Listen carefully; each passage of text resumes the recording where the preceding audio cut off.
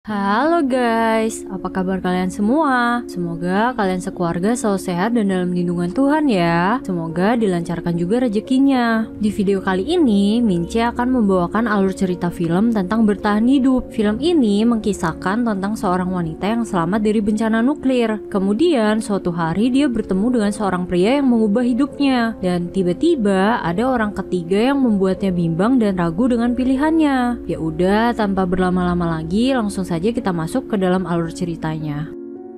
Film dimulai dengan seorang wanita cantik bernama Anne, satu-satunya wanita yang selamat dari bencana nuklir. Anne bisa selamat karena dia tinggal di dataran rendah yang dikelilingi oleh dua gunung tinggi yang melindunginya dari paparan radioaktif nuklir tersebut. Sehari-hari, Anne harus bertahan hidup sendirian dengan memanfaatkan apa yang ada di sekitarnya. Tentu saja, terkadang dirinya merasa kesepian. Untungnya, dia masih memiliki anjingnya yang bernama Faro yang selalu setia menemani dirinya. Suatu hari, saat sedang memasang perangkap untuk berburu, Faro tiba-tiba merasakan adanya kehadiran orang lain di dekat mereka. Dia pun segera berlari mengejar anjingnya. Anjingnya menemukan sebuah gerobak di tengah jalan. Anne pun penasaran dan pergi mengecek gerobak tersebut. Beberapa saat kemudian, muncul si pemilik gerobak. Anne pun segera bersembunyi dan memantau dari atas bukit. Ternyata si pemilik gerobak menggunakan baju anti radiasi dan sedang mengecek sekeliling dengan sebuah alat pendeteksi radiasi miliknya. Kemudian, orang tersebut segera menarik gerobak itu pergi. Anne pun diam-diam mengikuti orang tersebut dari belakang. Dan setelah orang tersebut melepaskan pakaian khususnya, barulah Anne melihat sosok di balik pakaian tersebut, yang ternyata adalah seorang pria berkulit hitam. Pria tersebut kemudian berteriak karena senang. Akhirnya dia bisa menghirup udara segar lagi. Kemudian pria tersebut merasa gerah dan kebetulan melihat ada air terjun dan segera melompat ke dalam air.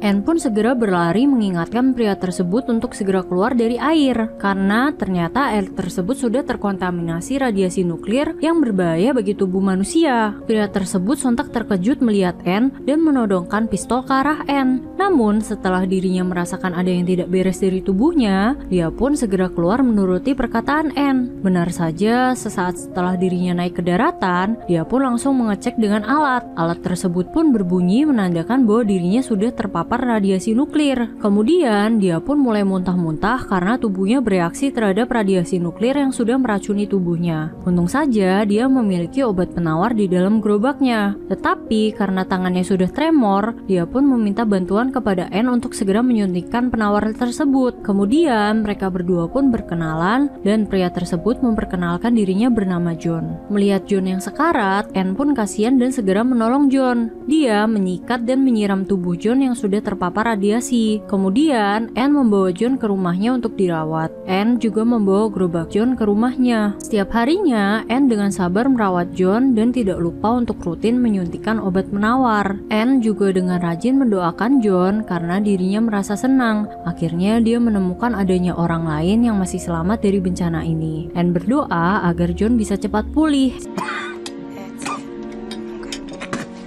Singkat cerita, setelah beberapa minggu dirawat, doa Anne pun terkabul. John akhirnya terbangun. Dia pun berterima kasih kepada Anne yang sudah mau merawatnya hingga pulih. Kemudian, Anne bercerita bahwa peternakan dan rumah yang ditinggalinya sekarang merupakan peninggalan dari ayahnya. Saat bencana nuklir terjadi, orang-orang yang selamat di desanya pergi untuk menyelamatkan korban-korban lain. Namun, tidak satupun dari mereka kembali ke desa dengan selamat. Anne juga menunjukkan foto adik laki-lakinya yang ikut dalam misi penyelamatan. Kemudian gantian John yang menceritakan kisahnya. Dulunya John merupakan seorang ilmuwan. Saat bencana terjadi, kebetulan dia sedang meneliti dan berada di dalam bunker yang letaknya 1 km di bawah tanah. Makanya dia bisa selamat dari bencana tersebut. Tetapi setelah berada di dalam bunker cukup lama, John pun akhirnya memutuskan untuk meninggalkan bunker tersebut. Dia menggunakan baju pelindung khusus untuk melindungi dirinya dari paparan radiasi. Kemudian dia mulai mulai berkeliling untuk mencari tempat yang nyaman, bebas dari paparan radiasi, dan akhirnya dia menemukan desa tempat tinggal Anne ini. Untuk berbalas budi, John mengajarkan Anne cara mengambil bahan bakar di pom bensin secara manual, sehingga traktor milik Anne bisa digunakan kembali dan mempermudahnya dalam bertani. Kemudian John juga mencoba membetulkan genset milik Anne, tapi sayangnya gensetnya sudah benar-benar rusak. Akhirnya John memiliki ide untuk membuat sebuah PLTA menggunakan aliran air terjun yang sangat deras. Untuk mewujudkan ide John membangun PLTA, mereka membutuhkan kayu dalam jumlah banyak. John mengajukan ide untuk membongkar gereja yang sudah tidak digunakan. Anne menolak ide John karena gereja tersebut adalah peninggalan dari ayahnya. Dia tidak mau menghancurkan peninggalan ayahnya. Tapi John berjanji akan membangun kembali gereja apabila PLTA mereka sudah jadi. Saat ini mereka harus berfokus dan memulai lagi dari awal kehidupan yang normal. Mulai dari kembali mendapatkan listrik, menanam kembali ladang, dan mempersiapkan persediaan makan yang banyak untuk menghadapi musim dingin. Why you doing the work by hand though? You can't drive this?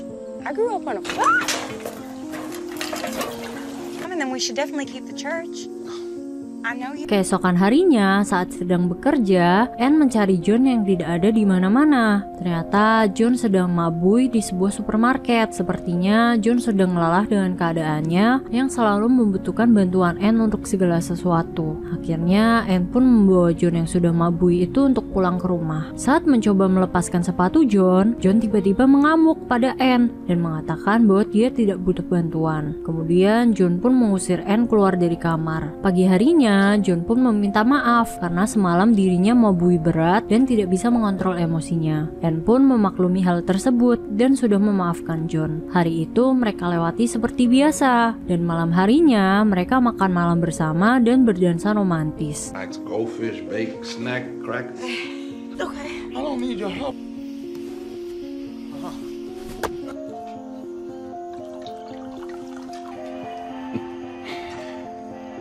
Semakin hari, hubungan mereka pun semakin dekat dan tanpa mereka sadari, mereka pun mulai baper satu sama lain. Bahkan John sempat memberikan dalam tanda kutip kode untuk Anne bahwa mungkin di masa yang akan datang, mereka akan ketambahan personil aka anak mereka nanti. Sehingga mereka harus segera membangun PLTA untuk mengaliri kembali desa ini dengan listrik. Cielah bang.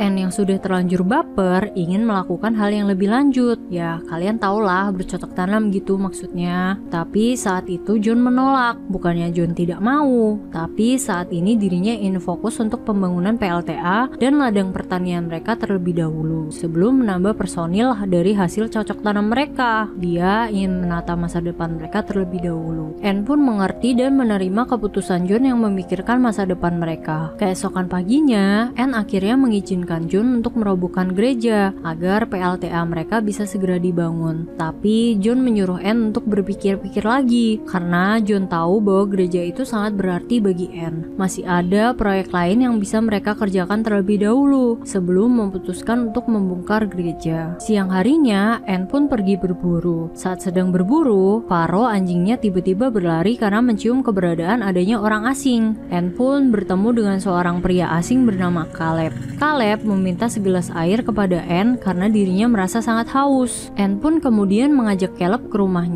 Melihat keberadaan orang asing, John pun langsung mengeluarkan senapan. John juga mengecek apakah Caleb terpapar radiasi dengan alat miliknya, serta menginterogasi Caleb. Caleb pun bercerita bahwa dirinya bisa selamat karena bekerja di sebuah pertambangan. Caleb meminta izin untuk beristirahat selama beberapa hari di rumah Anne sebelum melanjutkan perjalanannya ke selatan. Anne dan John pun mengizinkan karena kasihan dengan Caleb dan bahkan menyuruhnya untuk tinggal lebih lama. Mereka pun segera mempersiapkan makanan agar Caleb bisa segera makan. Sambil makan siang, mereka pun berbincang-bincang tentang pengalaman mereka yang selamat dari wabah ini. John pun teringat dengan salah satu pengalamannya saat dirinya dalam perjalanan ke utara. Dia bertemu dengan seorang anak kecil yang mencuri makanan darinya. Anak kecil tersebut sudah terpapar radiasi dan merasa sangat kesakitan. Anak kecil tersebut pun kemudian meminta John untuk mengakhiri penderitaannya. Setelah makan, Anne menyuruh Caleb untuk beristirahat di kamar adiknya. John sepertinya cemburu melihat bagaimana Anne memperlakukan Caleb, tetapi Anne mengatakan bahwa dirinya memperlakukan Caleb biasa saja, layaknya orang yang ingin membantu sesama manusia. Kemudian Anne malah menyuruh John untuk menceritakan lebih lanjut mengenai anak kecil tadi, karena Anne teringat dengan adiknya yang ikut pergi menyelamatkan korban-korban bencana nuklir.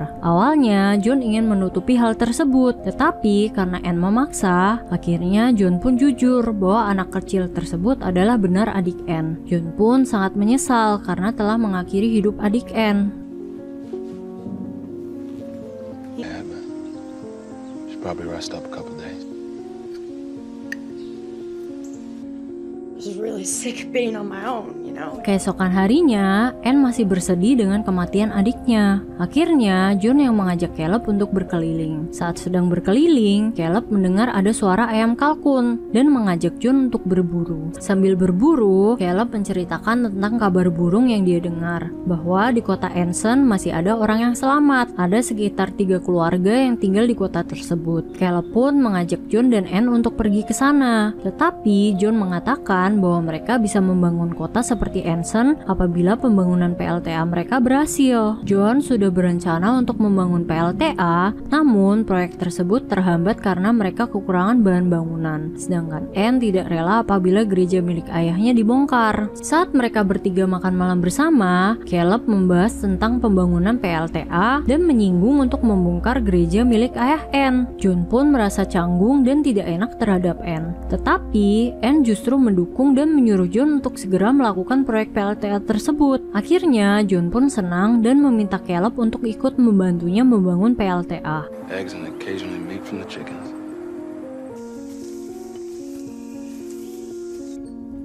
I guess it's the only way.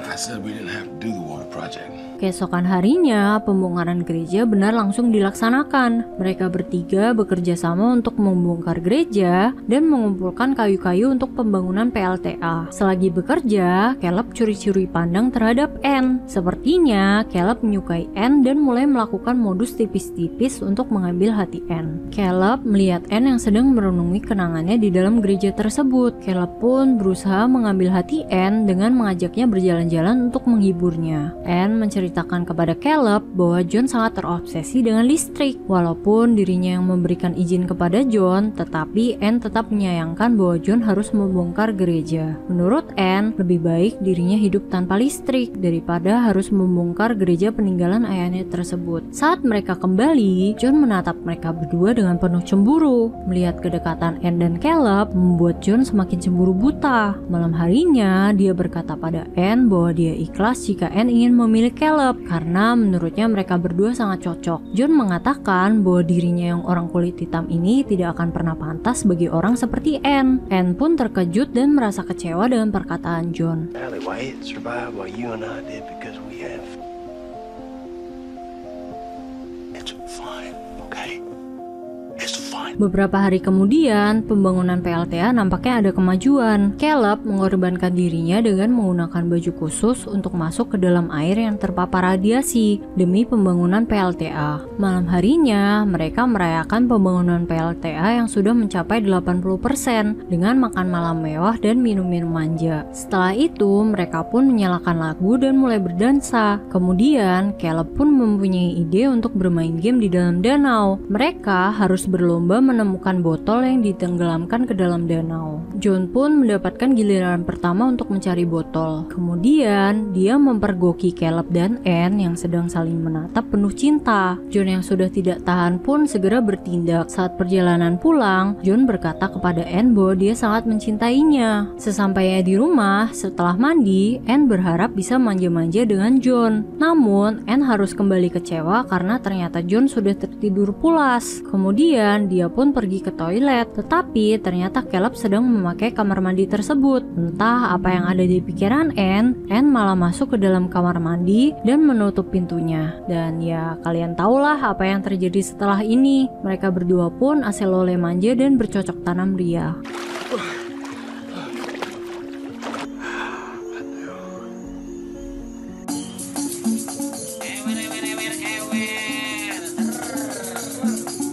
Keesokan harinya, Caleb sengaja memperlihatkan kedekatannya dengan Anne di depan John. Tentu saja hal tersebut membuat John semakin terbakar api cemburu. Situasi pun menjadi semakin canggung dan Anne memilih kabur ke kamar mandi meninggalkan kedua pria tersebut. Setelah sarapan, Caleb dan John melanjutkan pembangunan PLTA yang tinggal sedikit lagi. Di sela-sela bekerja, John yang cemburu mengajak Caleb berbicara empat mata dengannya. Dia mengatakan bahwa apa yang dilakukan Anne semalam adalah perintahnya untuk merayu Caleb agar Caleb tetap di sini membantu pembangunan PLTA. Tetapi tentu saja Caleb tidak mempercayai apa kata John. Menurutnya, apa yang dilakukan Anne semalam murni keputusan Anne dan dilakukan atas dasar cinta. Singkat cerita, pembangunan PLTA pun akhirnya selesai. Saat Caleb hendak kembali ke atas, tiba-tiba dia tergelincir dan hampir terjatuh ke dalam air terjun. Untung saja talinya masih tersangkut sehingga John pun segera menarik tali untuk menolong Caleb. Setelah Caleb aman, dia malah kepleset lagi. John pun berusaha sekuat tenaga untuk menarik Caleb. Namun, tiba-tiba dia teringat bahwa Caleb bisa saja merebut Anne yang dia cintai. John pun menatap dalam-dalam mata Caleb dan apa yang terjadi selanjutnya hanya mereka berdua dan Tuhan yang tahu. Sore harinya, John pun kembali ke rumah. Terlihat Anne yang menyambutnya dan mengajaknya untuk minum, sekaligus membicarakan kecanggungan mereka. Tetapi, John menolak ajakan Anne untuk minum. Kemudian, John mengatakan bahwa Caleb sudah pergi ke Anson. Mendengar hal tersebut, Anne pun kecewa karena Caleb pergi tanpa pamitan dengannya. Anne pun segera berlari keluar untuk mengejar Caleb. Dia pun berlari sampai ke atas bukit dan tidak berhasil menemukan siapapun. Film pun diakhiri dengan kesedihan Anne yang begitu mendalam. Walaupun listrik sudah kembali mengaliri kehidupan mereka, Anne tidak merasakan kebahagiaan sama sekali. Begitu pula dengan John yang sepertinya dihantui perasaan bersalah karena sudah membuat orang yang dicintainya bersedih. Sampai di akhir film pun tidak diceritakan apa yang terjadi kepada Caleb sebenarnya. Apakah benar John sengaja melepaskan tali Caleb karena perasaan cemburu, atau itu murni karena kecelakaan? Hanya John dan Tuhanlah yang tahu. Oke, segitu dulu video kali ini. Thank you for watching and see you in the next video. Bye bye.